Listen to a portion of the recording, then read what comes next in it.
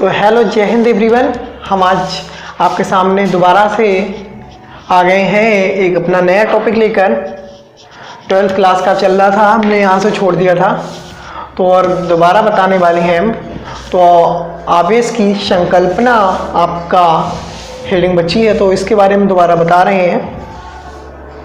तो आवेश की संकल्पना मेनली क्या होता है, इलेक्ट्रॉन के बेसिस पर होती है। ठीक है, तो जैसे कि इसमें से हम दो ले लेंगे, जैसे एक सोडियम हो गया और एक क्लोरीन ले लो। इसमें कितना होता है इलेक्ट्रॉन? 11, क्योंकि उदासीन परमाणु है इसलिए प्रोटॉन भी इसमें कितने होंगे? 11।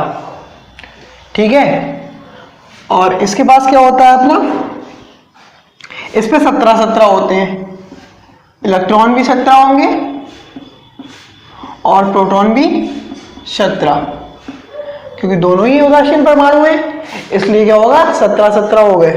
ठीक है, और जी क्या करता है, हमारा इलेक्ट्रॉन का दान दे देता है, इसलिए इसके लास्ट में क्या होता है, 2 8 और 1 ऐसे होता है। ठीक, लेकिन ये अपना एक दान दे देता है। जब इलेक्ट्रॉन का दान देगा ये, तब इस पर कौन सा चार्ज आएगा? धनावेश।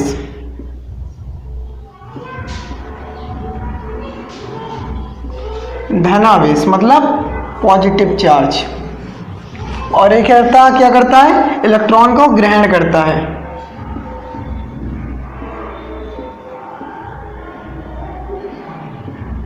इस पर कौन सा चार्ज आता है? ऋणावेश।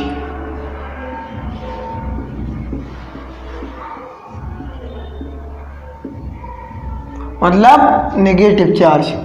ठीक है, तो हम कह सकते हैं कि जो आवेश की परिसंकल्पना है उसमें लिखेंगे अब थोड़ा सा, ये लिखेंगे इसमें,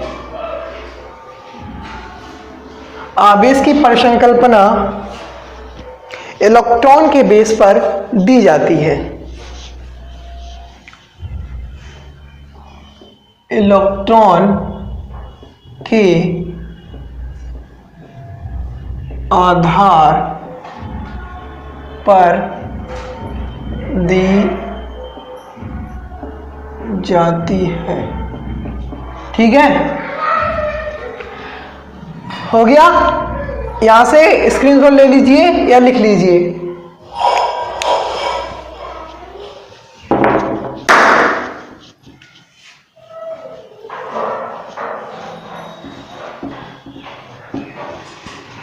इसके बाद एक हमारा इंपॉर्टेंट में क्वेश्चन डालेंगे अपने।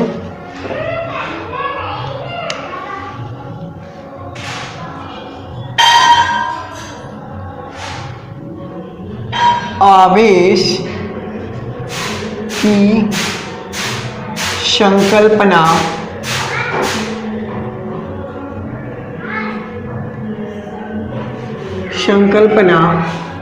प्रोटॉन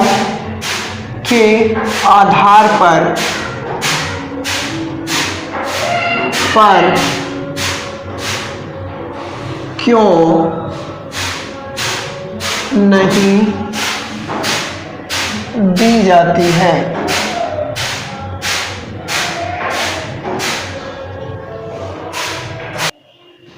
तो हमारा क्वेश्चन क्या है, आवेश की संकल्पना प्रोटॉन के आधार पर क्यों नहीं दी जाती? तो इसमें हम थोड़ा सा जानेंगे। प्रोटॉन, इलेक्ट्रॉन तो आपको पता है, एक पदार्थ से किसी दूसरे पदार्थ में आराम से जी भाग जाता है। इधर से इधर भी आ जाएगा, इधर से इधर भी चला जाएगा। एक पदार्थ से दूसरे पदार्थ में मूव हो जाता है इजीली। ठीक है, लेकिन जो हमारा प्रोटॉन होता है जे इलेक्ट्रॉन से हमारा काफी ज्यादा भारी होता है। लगभग इतना गुना इलेक्ट्रॉन से इसका द्रव्यमान अधिक होता है। जब इतना भारी होता है तो ये तो ना तो मूव हो पाता है, ना तो अपना इलेक्ट्रॉन दे पाएगा और ना किसी से इलेक्ट्रॉन ले पाएगा। एक दूसरे से ट्रांसफर नहीं हो सकता ना प्रोटॉन। ठीक है, प्रोटॉन जब ट्रांसफर नहीं हो सकता है तो, और हमारी ये संकल्पना क्या कहती है कि ये इलेक्ट्रॉन के बेस पर की जाती है। इलेक्ट्रॉन क्यों? क्योंकि इलेक्ट्रॉन इजीली मूव हो जाता है एक दूसरे पर, ठीक है, बट ये मूव नहीं हो सकता। जब मूव नहीं हो सकता, जब हमारे काम का ही नहीं है, इसलिए इसको नहीं होता है, ठीक है। और एक दूसरा कारण है,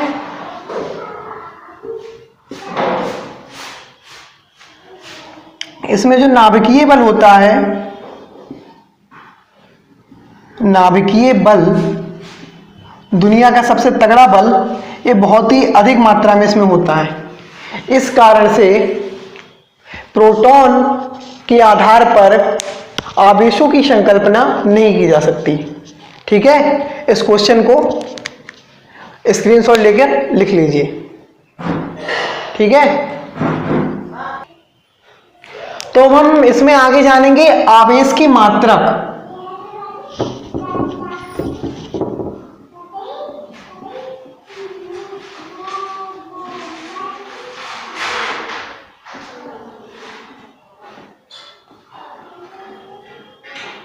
तो आवेश की आपको इसमें मात्रक जो मिलेगा उसका प्रतीक होगा Q, या तो कैपिटल Q या स्मॉल q। पूरे चैप्टर में आपको जो मिलना है इसमें आवेश की मात्रक के तौर पे ही मिलेगा। तो थोड़ा हम समझ लेते हैं इसके बारे में। जैसे कि आपने 10th में पढ़ा होगा एक फार्मूला, धारा बराबर आवेश बटे समय, I बराबर Q/T, ये फॉर्मूला पढ़ा है ना। तो इससे अगर हम आवेश को निकालें यानी कि Q को, तो Q = IT हो जाएगा ना, ठीक है। तो हम इसका SI मात्रक देख लेते हैं। SI यूनिट जो हमने लिखवाई थी 11th में आपने पढ़ी होंगी। SI मात्रक इसका आवेश का, SI मात्रक की बात करें हम तो SI मात्रक I का SI मात्रक होता है हमारा एम्पियर,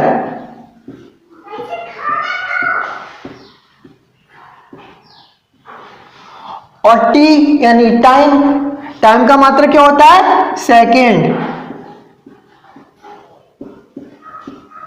ठीक है। तो SI मात्रक हो गया। अब SI मात्रक में तो हमने देख लिया, इसके और भी काफी सारे मात्रक होते हैं, तो उनको भी जान ले। तो लिखेंगे अन्य मात्रक।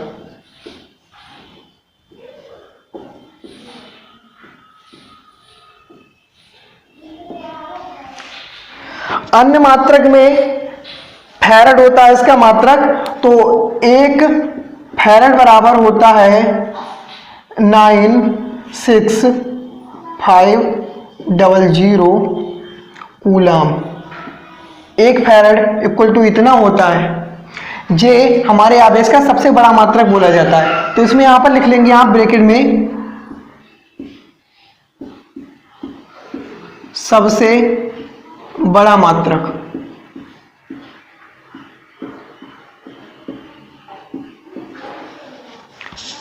रेलवे एनटीपीसी वगैरह का क्वेश्चन लगभग बन सकता है कि आवेश का सबसे बड़ा मात्रक कौन सा होता है, तो फैरड, बात खत्म।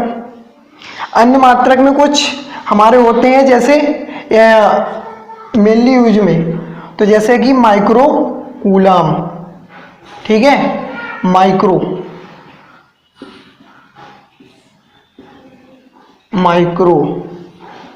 नैनो,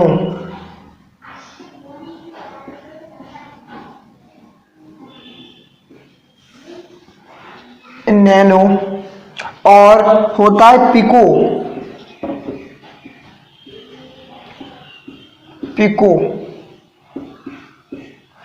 ठीक है, पिको।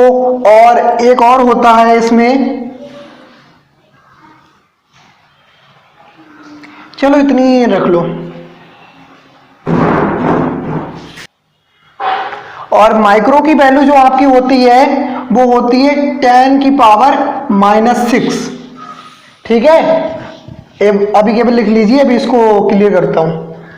और पिको की होती है 10 की पावर -12, और जो इसकी होती है तो 10 की पावर -6, सॉरी इसकी -9 होती है। ठीक है, ये हो गए। अब इसको हम क्लियर करते हैं थोड़ा सा। ऊपर का स्क्रीनशॉट ले लीजिए।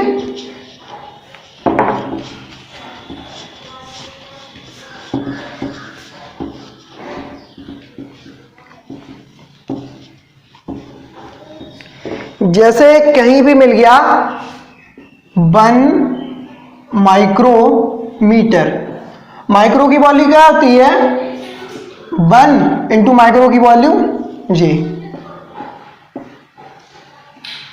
मीटर।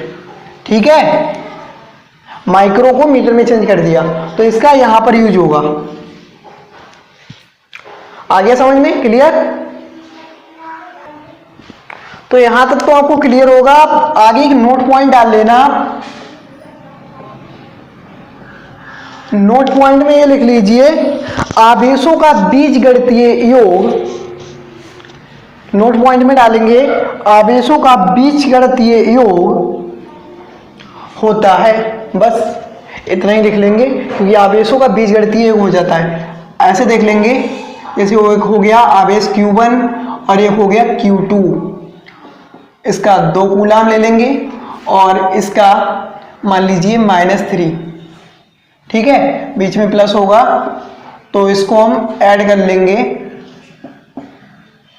2 कूलाम, और जब माइनस इधर आ जाएगा तो -3 कूलाम। तो यहां पर क्या बचेगा माइनस का 1 कूलाम। तो आवेशों का बीजगणितीय योग होता है। यहां से इसको स्क्रीनशॉट ले लेना। और अगला टॉपिक है हमारा क्वांटाइजेशन ऑफ चार्ज, यानी कि आवेशों का क्वांटमीकरण। अगला टॉपिक है हमारा आवेशों का क्वांटमीकरण।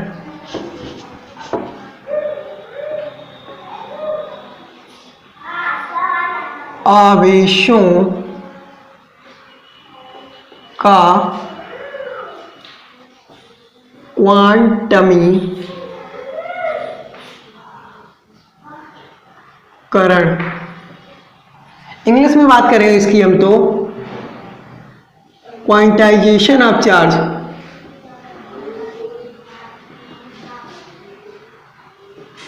Of charge. ओके, तो इसके बारे में समझ लेंगे होता क्या है। जो हमारा वर्ड है क्वांटाइजेशन, इसका मतलब होता है फिक्स्ड वैल्यू। इसकी जो वैल्यू होगी ना वो एक फिक्स वैल्यू होगी। जैसे कि मान लो हम गए एक दुकान पर, कोई फोन ही लेने गए, आजकल फोन का बहुत चल रहा है, तो फोन ही लेने गए थे। तो फोन वाले से अगर हम जाएंगे शॉप पर, तो ये तो बोलेंगे भैया फोन दे दो, एक फोन ले लियो कोई बात नहीं, एक के बजाय 2 ले सकते हो, 3 ले लो, 4 ले लो, 10 ले लो। मतलब वैल्यू जो आपकी है वो एक पूर्णांक आएगी, इंटीजर वैल्यू होगी ना, एक पूर्णांक होगा। लेकिन आप उससे ये तो नहीं बोल सकते भैया मुझे 1.5 फोन दे दो, कि आधा फोन दे दो, 2.5 फोन दे दो, ये तो नहीं हो सकता ना। यानी कि जो इसकी वैल्यू होती है वो एक पूर्णांक होगा। ठीक है, इसकी पूर्णांक वैल्यू होती है क्वांटाइजेशन में। जैसे कि यहां पर कोई एक वस्तु है, अगर इसने इलेक्ट्रॉन लिया तो कौन सा चार्ज आएगा इस पे, नेगेटिव। अगर इसने इलेक्ट्रॉन दे दिया तो कौन सा आएगा, पॉजिटिव चार्ज आ जाएगा इस पे। ठीक है, जैसे कि फिक्स वैल्यू होगी हमारी, एक फिक्स्ड वैल्यू होगी। तो अब यहां पर थोड़ा सा समझ लेते हैं। जैसे इस वस्तु ने 1 इलेक्ट्रॉन ले लिया तो माइनस का चार्ज आएगा। इलेक्ट्रॉन पे चार्ज कितना होता है, इधर लिख लो पहले। इलेक्ट्रॉन पे जो चार्ज होता है -1.6 इंटू 10⁻⁻90 कूलाम होता है। और सेम प्रोटॉन का होता है, बट यहाँ पर चेंज में थोड़ा सा होता है, यहाँ पर सिंबल 1.6 इंटू 10⁻⁻90 कूलाम। ओके, तो इसमें जैसे वस्तु है हमारी, इलेक्ट्रॉन ले लिया, तो जैसे इन्होंने एक इलेक्ट्रॉन लिया तो इलेक्ट्रॉन की वैल्यू क्या होगी 1.6 इंटू 10⁻⁻90 कूलम। एक लिया, अबे आधा तो नहीं ले सकता ना, आधा ले सकता है इलेक्ट्रॉन, इलेक्ट्रॉन का पार्ट करोगे नहीं हो सकता ना, तो 2 लेगा डायरेक्ट। उसके बाद दूसरी वैल्यू आएगी 2, कितना होगा 1.6 इंटू 10⁻⁻90 कूलम। 3 ले लेगा,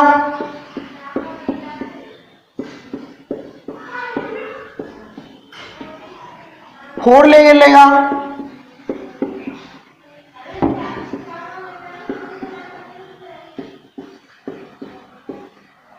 यही हमारा क्वांटमीकरण का सिद्धांत है कि एक पूर्णांक में वैल्यू ली जाती है। जैसे कि अब इसको अगर हम फार्मूले वाइज लिखें तो आवेश का लिख रहे हैं ना, तो आवेश, और यहां पर नंबर से हो रहा है ना, नंबर कोई एक पूर्णांक होगा, ठीक है, पूर्णांक जैसे n ले लो, प्लस माइनस कुछ भी हो सकता है। जैसे इसने इलेक्ट्रॉन किसी को दिया तब क्या होगा, प्लस का आएगा, जैसे 2 इलेक्ट्रॉन दे दिए, 2 इलेक्ट्रॉन का आवेश आ जाएगा, ठीक है, इलेक्ट्रॉन पे आवेश आ गया, इतना क्लियर। 2 इलेक्ट्रॉन प्लस में आएगा, तो यहां पर चार्ज तो कुछ भी हो सकता है। ई इलेक्ट्रॉन को कैसे शो करते हैं, ई से, ठीक, Q बराबर NE, हमारे फार्मूला आ गया इससे निकल के।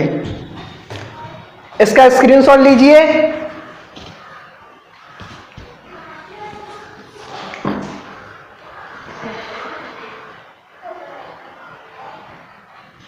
ठीक है।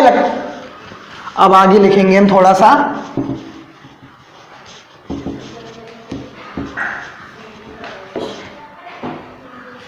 लिखेंगे किसी वस्तु पर